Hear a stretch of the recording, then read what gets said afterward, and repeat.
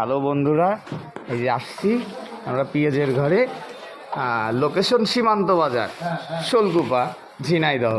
এই যে কিছু আছে, ছোট ভাই আছে, ছোট ভাই, বড় ভাই আসি, আর ক্যামেরার পিছনে সামান্য নগণ্য আরেকটা ছেলে আছে, নাম মানিক। এই আর কি এই পরিবেশ। আমরা দুপুরবেলা ছিলাম এখানে, তো আপনাদেরকে যদি দেখাই তো হয়েছে কি, এর উপরে যদি আপনারা দুপুর 12টা থেকে 3টে পর্যন্ত থাকেন তাহলে মনে করেন যে শেখ হাসিনার আয়না ঘরের চেয়েও ভয়াবহ পরিণতির শিকার হবেন। এর উপরে যদি রোদের সময় 3 ঘন্টা থাকে, এ হচ্ছে মোদ্দা কথা। আর নিচে হচ্ছে পেঁয়াজ, আর কিছু মনে আছে অল্প সংখ্যক। এই হচ্ছে আমাদের বর্তমান পরিবেশ।